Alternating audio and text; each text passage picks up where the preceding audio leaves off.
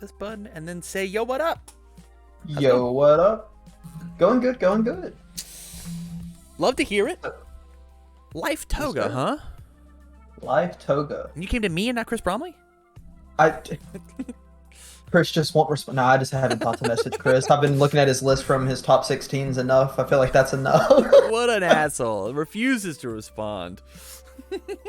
Nah. I love his top list have helped a lot with a lot of the inspo for this. I love that. I love that. So hit me with the elevator pitch. What do you got? What do you got going on? So yeah, whenever Toga first got like spoiled and everything when we were still in the Crimson stages of spoilers, everyone instantly gravitated towards our beloved Throga. Right. The main issue that comes with Throga, however, that everyone started to realize, which caused them to go away, is you end up just having a deck full of high blocks, and that's it. Yeah. Makes sense to me. So that's why most of the success we've seen with like Bromley and others top 16ing on Life, they're usually playing more of the Life package, the tongue whips, frog lashings, etc., and stuff like that. Mm-hmm. Which is it's good. However, I still did like some of the aspects. I feel like throws still work very well with Toga. Mm-hmm. Just off the fact that one throw allows you to basically get her 2 draws, and you get to see the most cards before going into the rest of the turn. You want that just having that info from the get-go is usually it's going to work out pretty well. So I've been trying to mesh the two together, the throw list with the more mid-range controlling list. And this is the crazy deformed birth child of the two. I love that. Main issues I'm facing is the block zones are they're very even, which I was happy to get. They're staggered only by a little bit. And so the wall cleans and face shields help with that, not having to worry about it too much. I would like to maybe get them a little better off and also find some foundations to cut. I'm not too sure 66 is the number I want to be going with. Okay.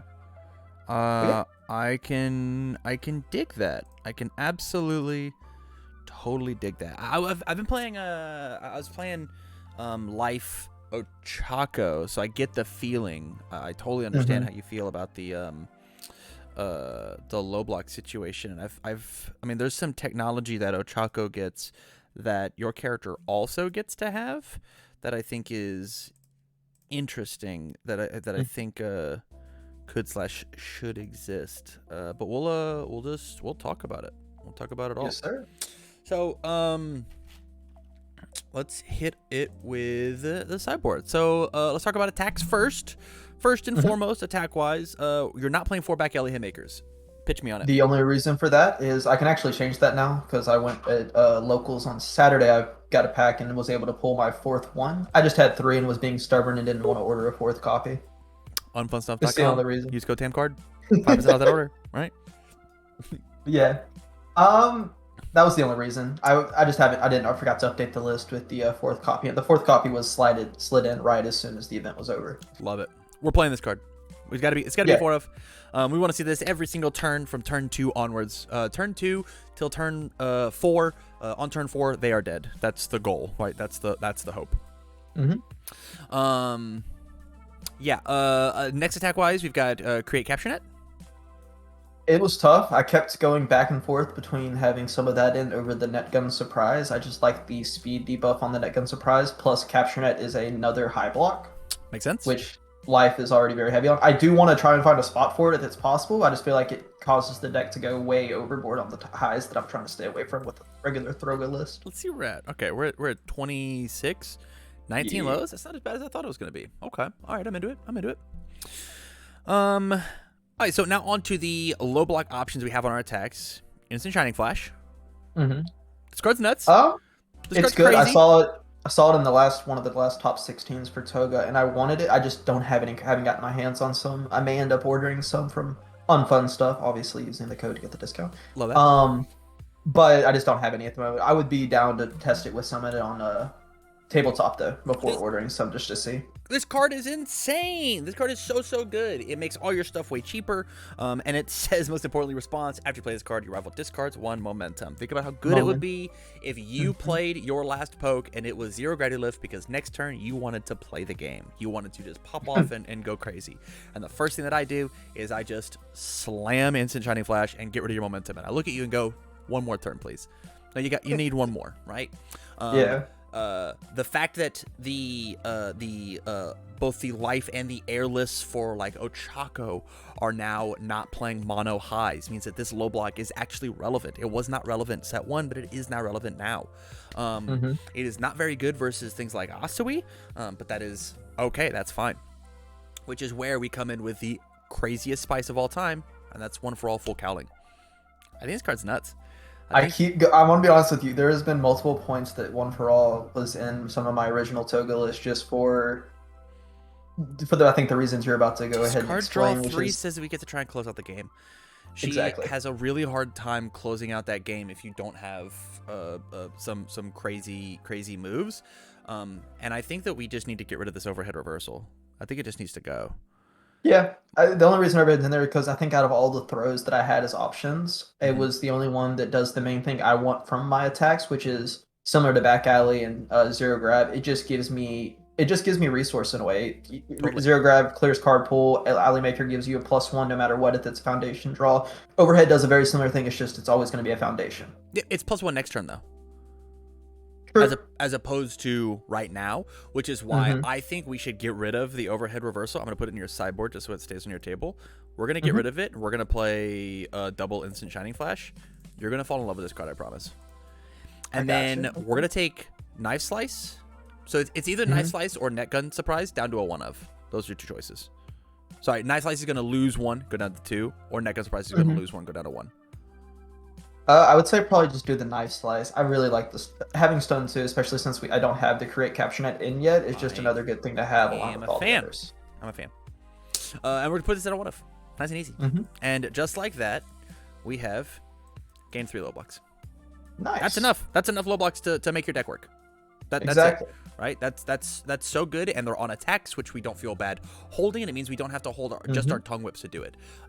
Frog Lashing is at a 3 of. Can you talk to me about that? It's similar to the back alley. I just haven't gotten my hands on a 4th copy yet. Pick up a 4th copy. This is the way you kill people. This card, Knife Slice, is your discount version of Frog Lashing. Frog Lashing, Knife Slice does 6 damage, where this does 6,000. And this is just how we get to kill people. I gotcha. Yeah, we want to pick up 1 more Frog Lashing to make this 4, and we want to take out this last Knife Slice, and we want to put in another Naval Laser Beam. Gotcha. Okay. Knife Slice is a pet card for me. I do understand that it's not as powerful as the other ones. Totally. I think this card is really, really cool on not the life symbol. I think the life symbol just has too many amazing options to do what it wants to do, right? I hear you. And then now let's talk about the Create Capture Net. Create Capture Net's a great card. It's such a good card. It's very, very good versus Moneta. I think this card single-handedly says that the life matchup goes in our favor. Because we can finally contest the debuilding that he wants to do. Correct. I think that it is a choice between Capture Net and Zero Gravity Lift of what you want to do, right? They both do very similar things. Zero Gravity Lift says I get to play more attacks in a turn, and this says that I get to play more attacks in a turn by building the foundations down and be able to keep going, right? And so, like, there's the choice. If you end up, for context, I'm playing a Life Ochako deck right now, and I have chosen to play Create Capture Net over top of Zero Gravity Lift. That's what I've chosen. Interesting. That's in Ochako. That's in Ochako. Yeah. I know how good Zero Gravity Lift is in Ochako, and I'm testing out this Life Ochako list of like, there's that online event, the online provisional, right? I'm thinking about Ochako 1 under Life, and I know how good Zero Gravity Lift is in her. I played Air for 1,000 years. You've been trying it with Capture? I'm trying it with Capture Net, and I've been loving it. Going back alley Haymaker, build 1, stun 2, play a foundation that I care about into Create Capture Net, stun, slam, or even the reverse order, really, right? Like we can play a foundation capture net, move the capture net, play the other thing, pick up the capture net, play it, like there's just so much going on that Zero Gravity Lift says that it happens next turn. It's next turn, and it's a one and done thing, right? I hear you. Yeah, and so like that's how I feel. Yeah, but you're not Ochako, and so I get being Ochako for 3 attacks feels really good. The question is it cooler to be Ochako, or is it cooler to accidentally slam down an Excited for Blood on a turn? Excited for Blood, capture net. All right, stun 2, move this down, pay 1 health, block it. I say we do the I think we do the swap. I think the capture net even has a better block zone on it too, so it's similar with the other attacks. Correct, but the thing is so create capture net might might not hit, right? They just might lose it. And the other thing about this card is it is a low block, which means that they have to now determine, are they going to block this or are they going to block the tongue whips later? Tongue whip. I gotcha. Right? Because if you just save the one low block, I don't really care about your knife slice. I care about your 14 damage tongue whip. Yeah, I said we do the swap capture net for the grabs. Love it. So we're going to put this in the sideboard at a 1-0 so we can still see it on the list. And then we're going to put create capture net in at the 3 of. And then look. A beautiful. I have successfully taken out all of your throws. I know, yeah. I'm over here. That's why I was thinking when you started talking, I was like, man, I really was hyping up the throw synergies with Toga, and now we have no throw. I think that I do like how it looks. I think that throws are just not the way to play this character. I think that we're just having +2 speed on everything is just like good enough. We don't want to put speed on throws. We want to put damage on throws, and that's just not what the character does under life. It just isn't. Yeah. We could maybe do that under evil, right? If you wanted to play like the All Might throws, we could do that. But I think under life, it just isn't. This is not what she wants to go for. She wants to hit you with value moves, right? Giving +2 speed on a back alley haymaker is way better. Giving +2 speed on a crate capture net, this is a real ass move now, right? 4 low for 4 with stun 2. That's nuts. That built you a card. That built you Excited for Blood or Passing the Torch. Absolutely nutty. Absolutely nutty. Yeah. I like the theory behind everything that we've done so far. Okay. Do you have one of these? No, I don't. Okay. If we did, what options do we have? So it needs Evil Life. So it says that Knife Slice we get to pick up. It says Neck on Surprise we get to pick up. We get to pick up Tongue Whip. We get to pick up Naval Laser Beam. We get to pick up Instant Shining Flash. We get to pick up so we get to pick up all of those cards and sling them on our opponent's turn. That's pretty good. That is pretty good. I have some points I've been needing to spend. I may just spend them, especially with loyalty. Finally looks like they got their stuff under control and are getting things out reasonably. You only need a 1 of. Just only need one? I can easily get 1 and then get my Kurogiri with the rest. Yeah. On to the rest of the foundations. I think your foundation lineup is good. It's fine. I think we actually might have too many lows at this point. I think you only ever need 2 high value targets. I'm down to compromise with you and put it at a 3 of. Yeah. I think Observant could also get cut if you think Observant. Observant was mainly put up to a 4 of for me was because this shit was just a really, really good low block when I was struggling to find lows. The thing about Observant is if you use Create Capture Net and are at deadlock, you get to go pick up a ranged card. And that's like pretty good. It probably could come down to a 3 as well. And we'll see what our low block count is. 20. We're not going to go beneath that. Let's talk about our highs. Here's my opinion. I actually think that having the 4th wall cling in the sideboard is good. And I think increasing this up to a 3 is where we should be. So 3 and 3 here. And I think I had the wall cling at 3 before posting this and bumped it up to 4 after finally getting another box and getting my 4th copy. Makes sense. And I just was just going to try it, but I do agree that it felt like that I felt fine with the 3 and testing. Yeah. Makes total sense to me. Foundation wise, Someone with Style is necessary. You have to play this card because of literally the mirror match. Stun 2. Stun 2. Stun 2. Stun 2. Stun 2, yeah. Don't lose to Todoroki 2. Right? There's no reason for that to happen. So we have to play this card at some sort of number. I know a lot of people are playing it at 3 of. I'm a big fan of 2. Okay. I'm a big fan of 2, but the issue is now we have to find high blocks to get rid of. Right? That's very tough under Life Toga. Yeah, it can't be release. It can't be excited. Right? Yeah. And so it can't be a new training method because that's how you draw on defense. Right? And so like what I've been doing, and this is crazy, is I've just been cutting Faith Shield down to 1 of. I'm also playing 6 ancestor characters, not 7. And so like there's that. But we have Wall Cling and Faith Shield. I've been putting my Faith Shield down to a 1. Gotcha. Right? Because everybody expects you to play Faith Shield. And so if you don't play Face Shield, they still try to play around Face Shield. And so how good is Face Shield if they're already just playing around it? right? It's that True. second level of tier, and now we get to do this, and then I guess this is a little low, right? Let me Our do mids, this yeah, again. our mids are looking a bit scarce. We'll put this back up to a 2 and see what happens. Okay. Can I cut Glamorous? Am I allowed to do that? All right, I'm gonna get rid of Glamorous. Gotcha. Okay, so 18, 19, 23. We took out my throws, and the highs are still getting inflicted. They certainly are. The last card that I really want to talk about is his first villain encounter. I think this card is super good when you're in Deadlock. It says that your tongue whips are actually real, as opposed to them manually having to add cards in, because like we're not playing any real card pool stuffing. It's just like I hope they had to block my moves, because like eventually they'll have to, and so this card is just like good. I think it could be a one of maybe, but I don't think you need more than that. Okay. I've not tried it. 64 cards with 22 attacks. How many rescue completeds do you own? Just the. I think it's either 2 or 3. 3 it is. I can always get a third. If not, you're getting a third. Yeah, I think rescue complete is just gonna be a better call than the glamorous. Glamorous is super neato, but this will actually keep you alive, and we get to increase our low block count one more.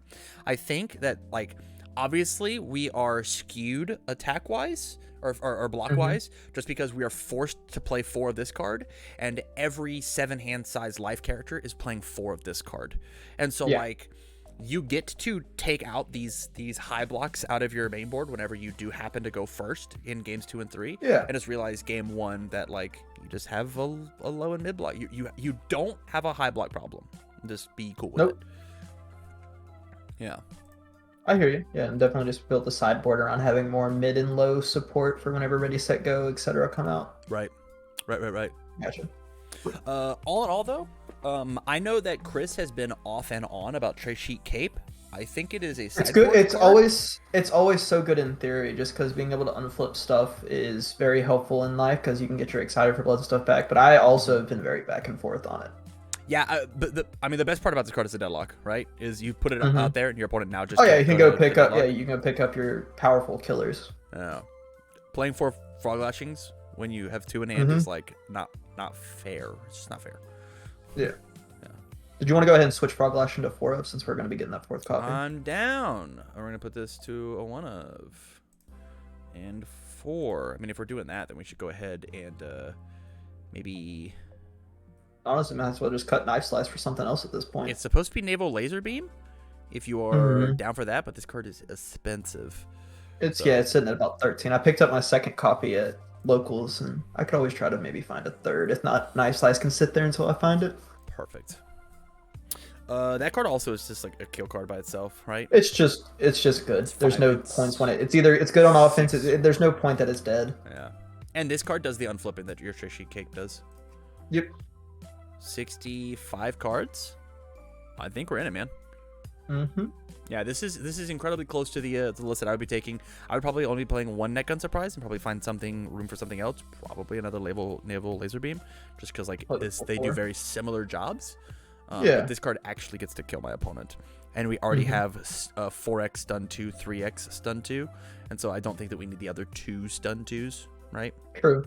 Unless they're deep into deadlock, the stuns won't matter that much. And if we're deep into deadlock, then we have to like break boards anyways, right? We have exactly. A lot of work to do. Yeah.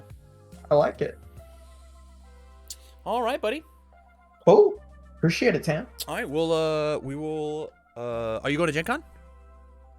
I will not be able to go. Unfortunately, I'm fortunate enough to be living in Texas, where no events are located near. Oh man. Okay. I may do the online one that's coming up in August, but exciting. If you do do, good luck with it, man. Good luck. Appreciate it, I hope this deck works out well for you.